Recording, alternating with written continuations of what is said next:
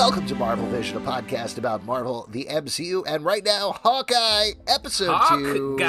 Hawkeye, episode 2. They haven't said that yet. They're very interesting. But I have said my name. It's Alex. And my name is Hawkeye, Justin. Pete. And as mentioned, we're going to be talking about the second episode of Hawkeye on Disney+. If you haven't seen it, go watch it because we're going to spoil the heck out of it. But brief bit of recap before we get into here. Most of episode 1 was spent catching up with Clint Barton after all of the Avengers movies and all of the Infinity Saga, as we are wanted to call it now. Okay, yeah. He's been a little bummed out about stuff, specifically his role in the death of Black Widow, something that popped up again when he went to see Rogers the Musical on Broadway with his kids. Bother anybody. It didn't bother anybody? No, I said it would bother anybody. Oh, sure. Right, yes. Yes, absolutely. You know, when you go see a musical, yes. When I see Wicked, I feel guilty about how I had a hand in as you should of the Wicked Witch of the West. I mean, spoiler. I was there for turns that. Out fine at the end. Yeah. Of the musical. Yeah, There's a little bit of a twist. Yeah, great. That's why you got to be careful who you throw water on. So, as I was saying about the show, Hawkeye, what happens here is he gets involved in the life of a new vigilante because he sees somebody running around in his Ronin suit, which he used to kill a bunch of people while everybody was blipped away for 5 years. And he still feels bad about that as well. So Clint Barton, very bummed out about a lot of things.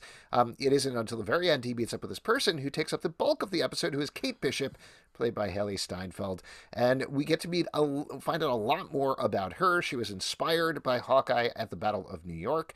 She eventually trained herself to be this incredible at basically everything, certainly archery, but also swordplay and a bunch of other sports. And she gets embroiled in this thing with her new potential stepdad, Jacques Duquesne. Did I say it right this time? That's correct, I believe. Yes, a.k.a. the swordsman, as we know. Though I do think they say Jack. They say Jack. Jack, sure. It's just Jack spelled Duquesne. like in the French style. Jacques. Yes.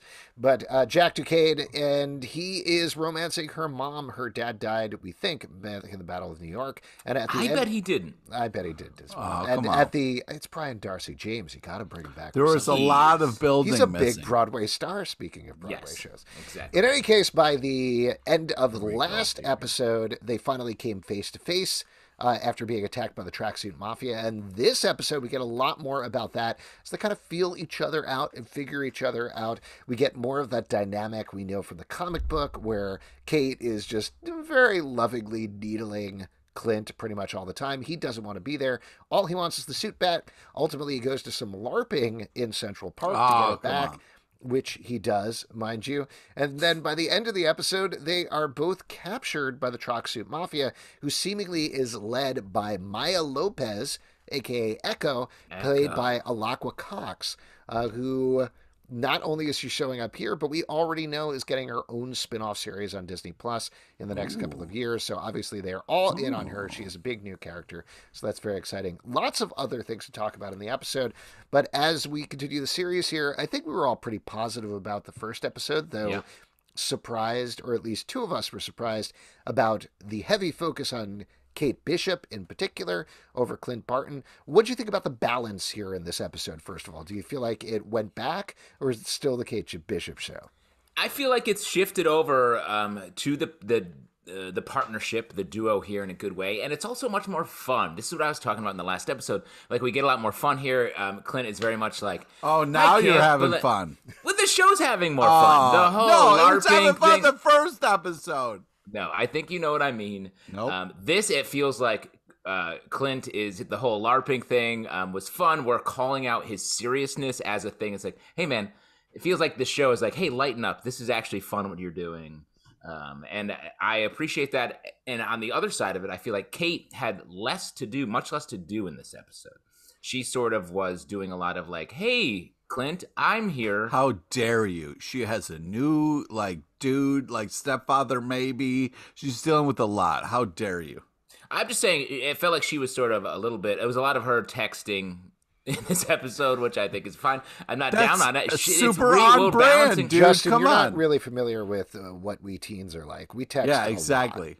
Totes my goats. But I thought for sure it was going to be a lot of like, here's my landline number, or if you want to fax me, just feel free to send it here. What year right do you to live the in? attention. Right. Usually you write a letter, hand it to the man on the horse, and then he rides several states over to deliver it, right?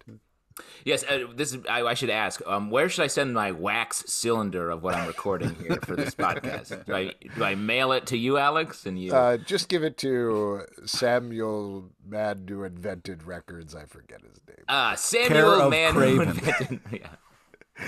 Pete, what did you think about this episode? Obviously, you're pretty high on the first one. So, how are you feeling about the balance here? How'd you feel about pretty the Clint high. stuff? You're goddamn right. I'm wasted. Also, I think it's one of those things where this is a blast. I'm having a great time. This is just, like serious guy forced to not take himself seriously. Great.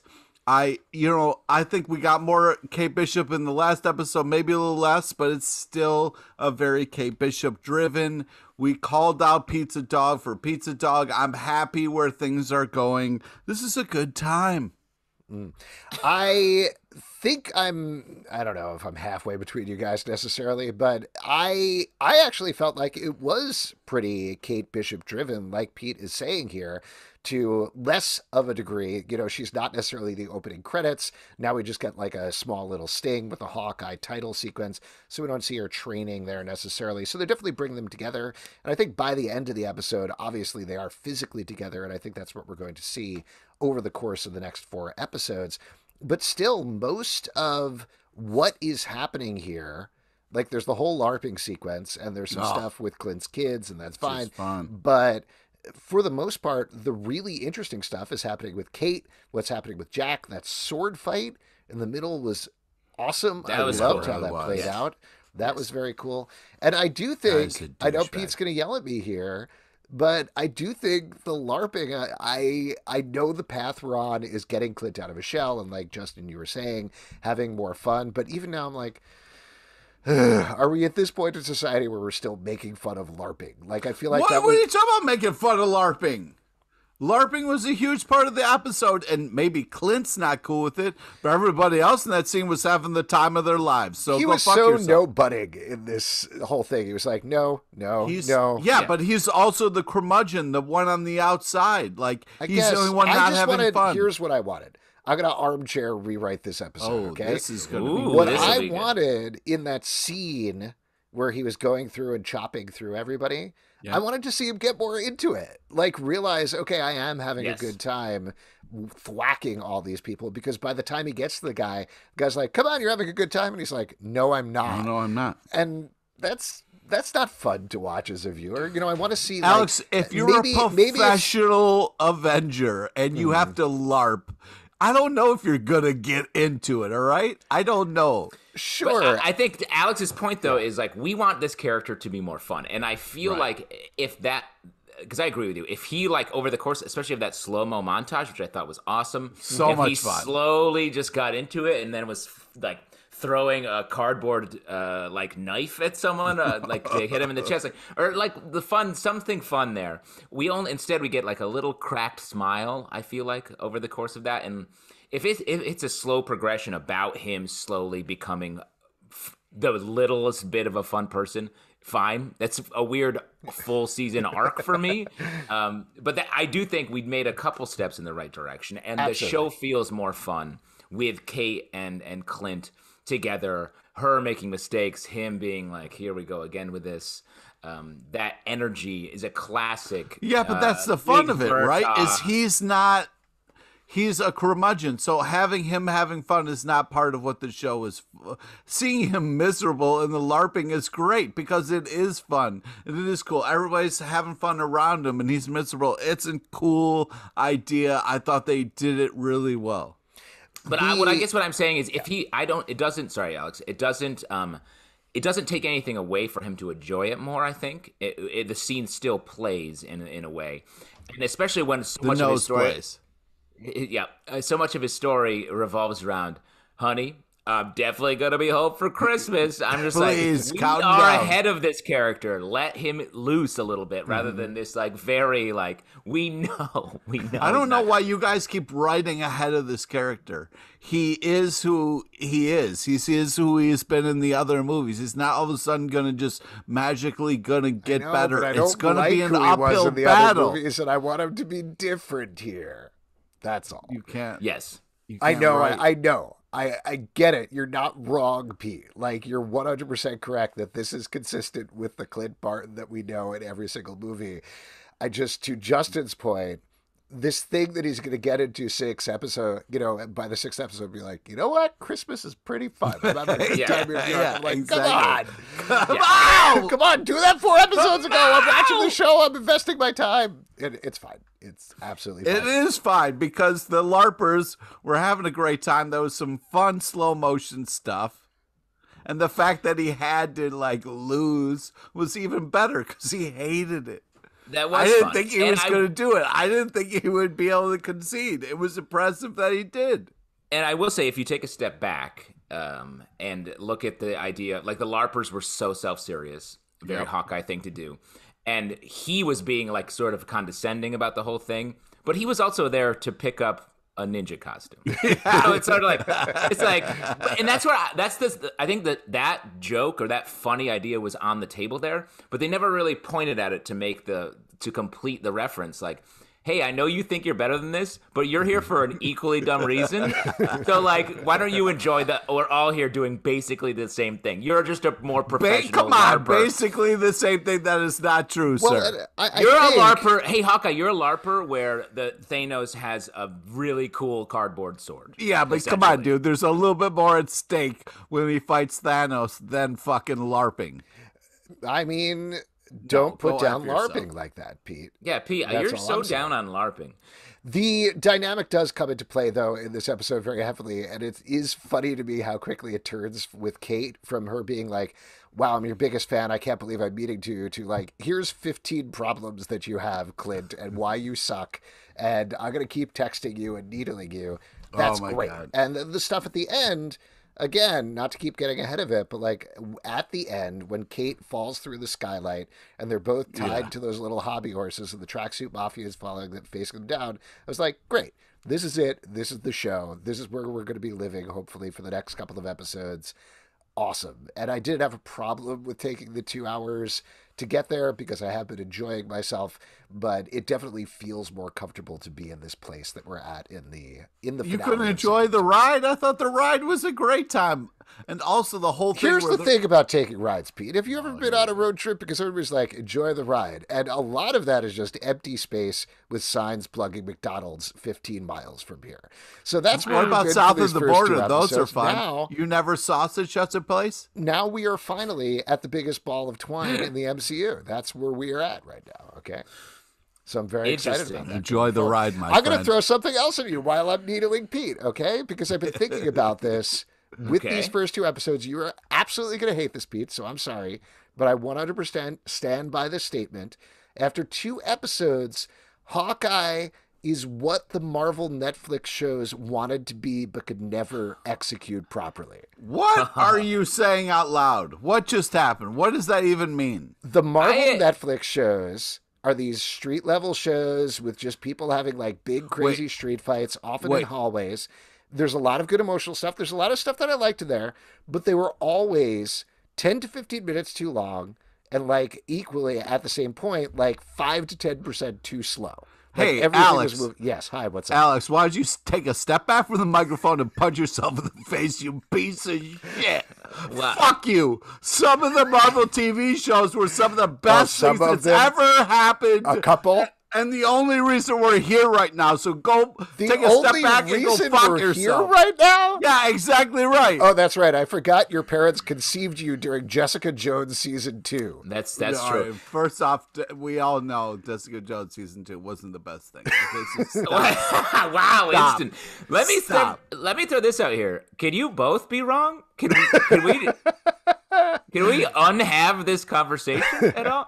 I don't know. I stand by this point because I do think like there are a lot of things to like about the Marvel Netflix shows, but A the ton of pace- shit.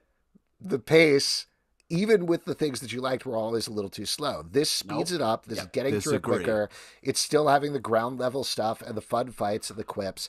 But Jessica Jones season 1 was perfection. But absolutely perfection. I'm just let me ask you, Daredevil was a ton of fun. Luke Cage was groundbreaking. Go fuck yourself. Second season of Luke Cage. Awesome. Let me just interject here, because we could hear Pete do this for the rest of our lives, and probably will. He will do this all day. Yeah, exactly. But why do you drawing a comparison to the Netflix shows? Are you saying because it is like this sort of street level crime plot? Yes. Okay. That is exactly why. Because I agree with you, and I think it is all executed better. Like the Tracksuit Mafia, all that stuff is fun. It's funny in the right ways, but they're also threatening. And it's also the way that these characters are making mistakes is something that the Netflix shows could never pull off. It was always a little bit like, we know where this is going. It's taking too long. I'm getting a little bit frustrated with watching this. And in this show, things are moving quickly. We get to see Kate mess up a bunch in a fun way, which is a classic Clint Hawkeye thing to do, but she gets to do it a lot. And I think that's a great choice that they made. Well, what it sort of is, to get back to the comics for a second, is later Kate to me. Like Kate in Hawkeye, the Matt Fraction, David Aja series, is kind of better at it than Clint. Like Clint is constantly getting the shit kicked out of him. He's getting beat up. He's covered in bandages. And Kate is like, oh boy, what are you doing here? Later, Kate, in the comics, they let her take on a little bit of that Clintness from that initial Hawkeye book.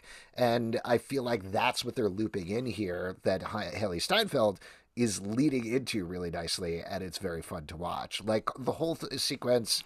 It is fun to watch, so maybe just enjoy it and stop fucking comparing it to other shit and punching down at maybe a show that came earlier to help this show happen, you piece of shit. Criticizing any television show is not punching down. No. That's not what that also, means. Our podcast is definitely not punching down on the multi-million-dollar Marvel Netflix shows. If anything, I'm barely scratching, I don't know.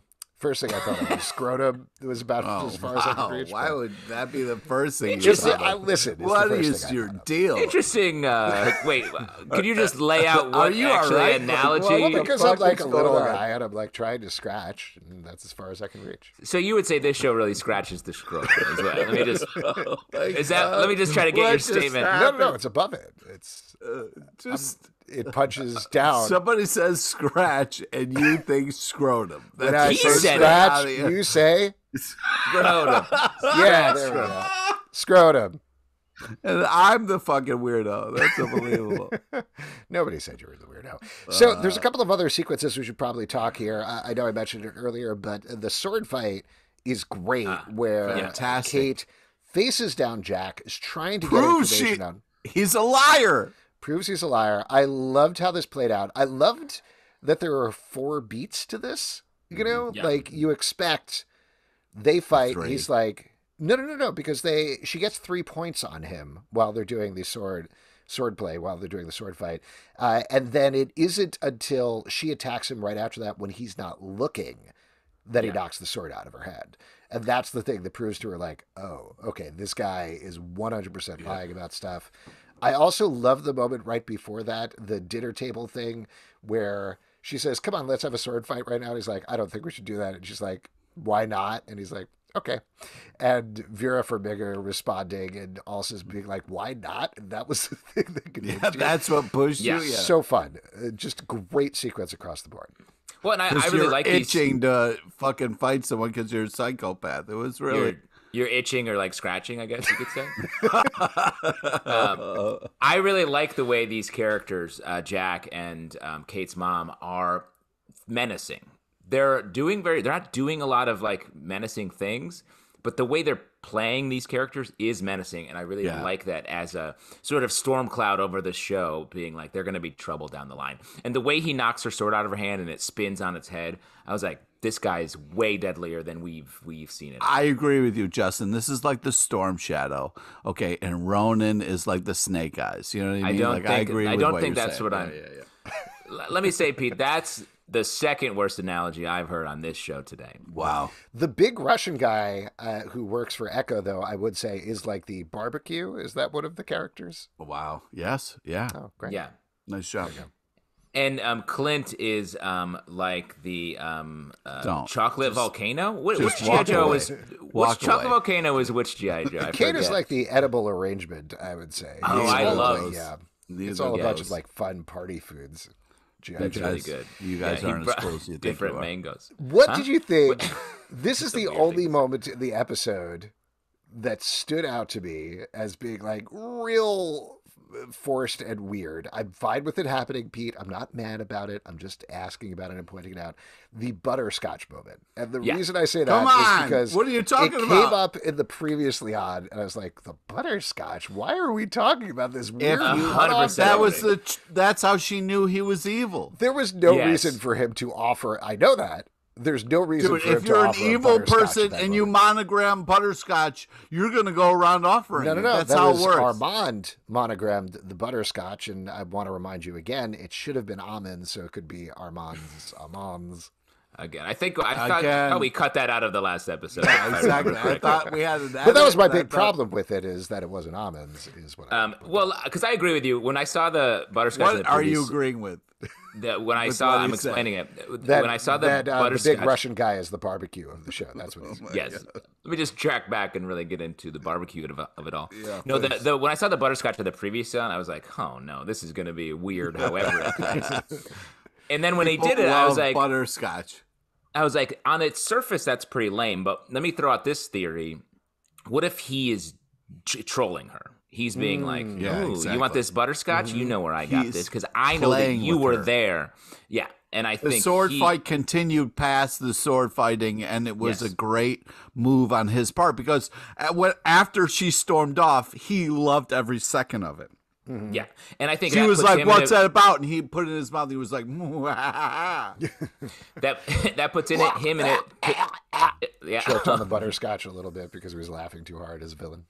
What a way to go! Yeah, I think that puts him in a position where, I mean, he's in between. He's like trying to troll Kate while at the same time not be too mean to her in front of her mom, who he ostensibly loves or has a relationship with. So it's like, he can be a dick. It's a great way to be a dick, is to get it's like a loaded Zelda candy. nut flexing all over us all the time. You know, it's like and it does. We should also mention it ties back to the comics. There's those classic ads where they capture the swordsman by throwing out a bunch of butterscotch in front of him, and he's like, "Ooh, got to have my Werthers," and then grabs them and eats them. And well, I'm glad we're talking about Werthers because if you're gonna butterscotch, I mean that's the best way to go. It's the original. Yeah, it's the original, Pete. I like I buy that.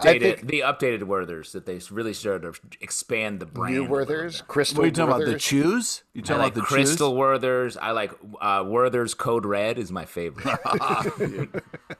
Don't play with. I buy your explanation of the butterscotch makes sense to me. By the way, Justin, I think I didn't catch on to that, but I'll buy that. I'm trying to give the character in the show a little more credit, and I hope that's the way it goes. Well, I think that's how Tony Dalton is playing it, and I'll continue to double down. He's so good, even better in this episode. The way that he is constantly smiling underneath that mustache, terrifying. Yeah. Terrifying. And that mustache is goofy as shit. And the fact that he's still menacing underneath that real Mark Twain stem winder of a stash is amazing. Yeah, the fact that he's still creepy styles underneath that goofy shit is impressive. But it is well done. It's a fun combo. Mm-hmm. A couple of other things that I'll mention. The whole fight at Kate's apartment I thought was great. Just really well done with the fire and everything. That was fun. Man. So many catching the bottle and throwing it back. And her getting the shot, getting the arrow into the Molotov cocktail. They made a lot of Molotov cocktails. I also love the pizza guy being like, "Come on, what are you doing? You're burning my place here." And they're like, "I don't know what we're doing." That was very true. We keep that fire in the oven for the pizza. That's all everywhere else. Hey, what are you doing? The other thing we should talk about, though, we mentioned her earlier. We only get a very little bit, but what did you think about this introduction of Maya Lopez at the end of the episode? And what do you think she means for the series going forward? Well, that's a huge villain reveal. That whole kind of like setup, like the hallway, the kind of whole thing was very dramatic, and I thought very cool. And it'll be interesting to see how it plays out for sure. I thought Echo was going to be introduced in a much smaller way. The fact that she's sort of the button on this whole episode, I was like, oh, I think she will have a larger role. The fact that she's running the Tracksuit Mafia, I'm like, that's weird. Oh, yeah. Because in the comics, Echo is sort of a fringe player, sort of has her own agenda, and now the fact that she's like running some like very doofy criminals feels like she's going to be coming from a different place here. And for those who don't know her, we're definitely going to find out more about her in the next episode, but at least in the comics, she can copy other people's movements. She is deaf, so there's certainly a potential there for her to work in some way with Hawkeye. Maybe one of the things that we're not dealing with that we touch on very briefly in this episode is Hawkeye now having a hearing aid. We get that great montage where Kate asks him, why do you have a hearing aid? And it just flashes to every enormous explosion he's been next to. And he's like, it's a long story.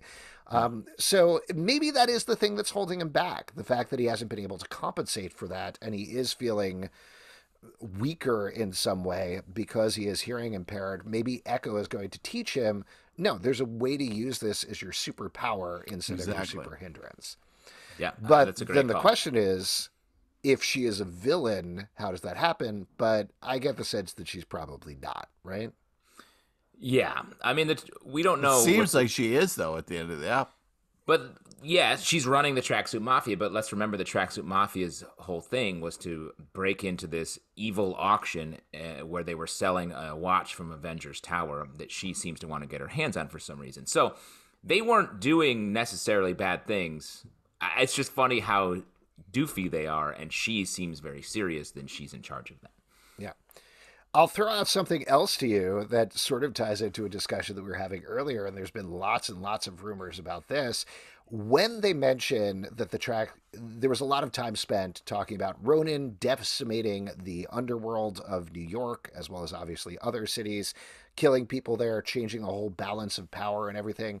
And there was some brief mention about how the Tracksuit Mafia, I think when he's talking to Linda Cardellini, he's like, I don't know how high this goes up, whether this goes all the way to the top. There's been a lot of rumors about Vincent D'Onofrio potentially coming back as the Kingpin. Oh, go fuck yourself. That would be amazing. It would be amazing because he's absolutely fantastic as Kingpin. One of the, Pete, you and I agree, one of the few good things to come out of the Marvel Netflix shows. Go fuck, you're a piece of shit.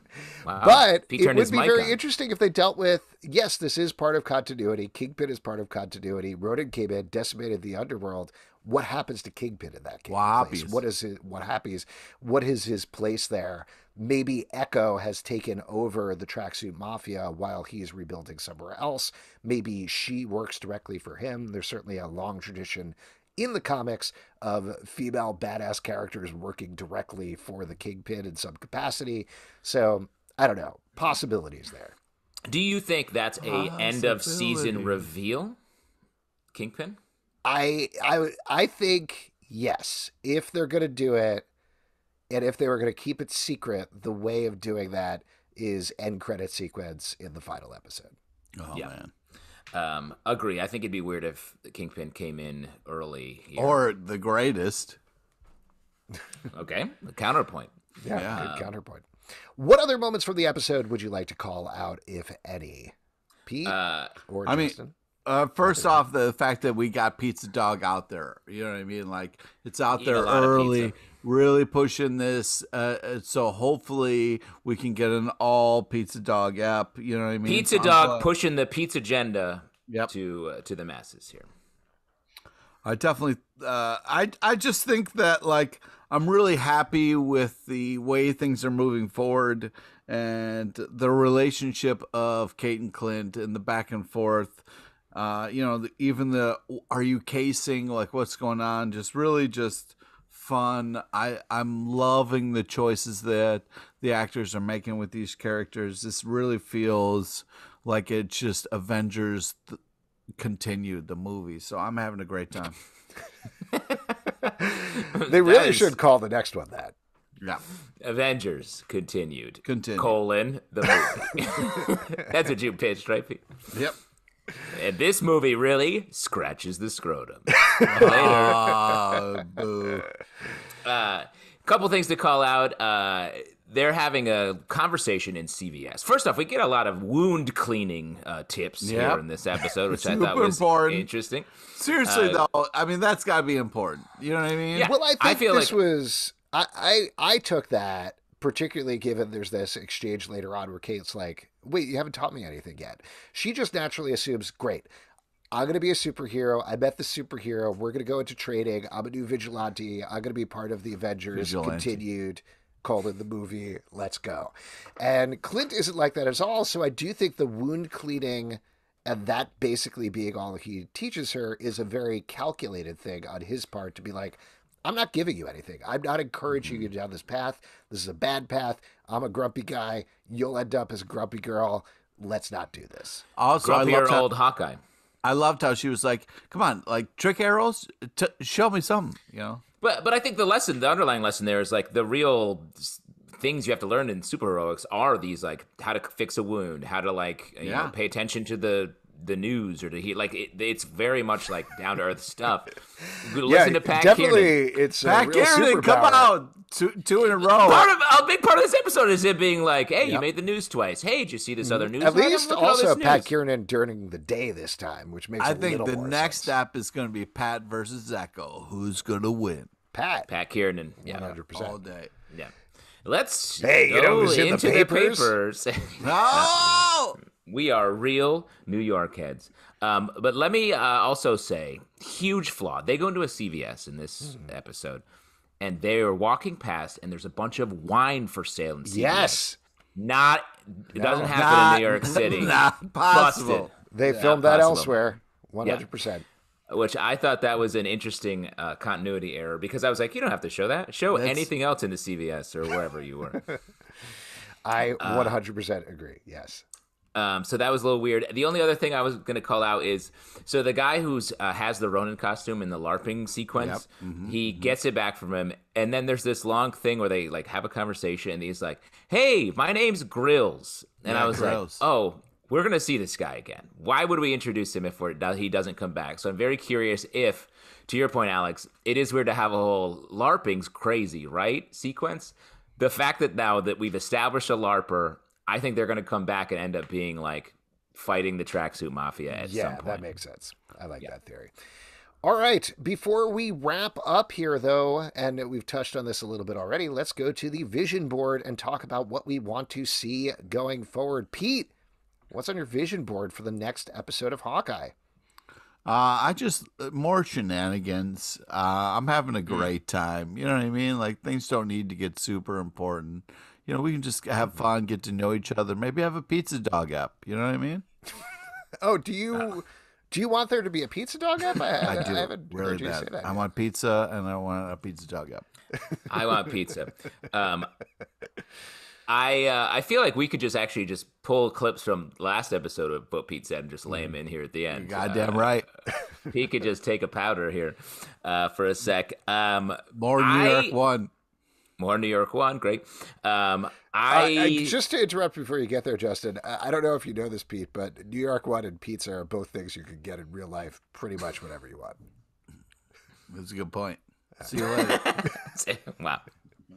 And that's when he logged off. I think more of the two Hawkeyes together, messing things up, and Hawkeye Clint having more fun, continue to loosen him up. But getting together and having this show be a real triumvirate with Echo joining them as almost a team feels very cool, and I could see that really working. I am really excited to see Echo's powers and how they work here. You know, we got to see one copying superhero, supervillain with Taskmaster in the Black Widow movie. They obviously had their take there. Echo is honestly kind of similar in the comics just in terms of how her powers are executed. So I'm curious to find what the riff is. That'll be interesting to see, as well as, like you said, Justin, how she interacts with Kate, how she interacts with Clint. Very excited to see her in the next episode. And folks, that is it. If you'd like to support our podcast, patreon.com/comicbookclub. Also, we do a live show every Tuesday night at 7 p.m. to Crowdcast and YouTube. Come hang out. We would love to chat with you about Hawkeye. iTunes, Android, Spotify, Stitcher, or the app of your choice to subscribe, Follow and listen to the show at Marvel Vision Pod on Twitter, Instagram, and Facebook. comicbookclublive.com for this podcast and many more. Be sure to come back next week where you just scratch the scrotum. Oh, come on, man. That's not really. Let's not let that live. What? That's not important. Straight.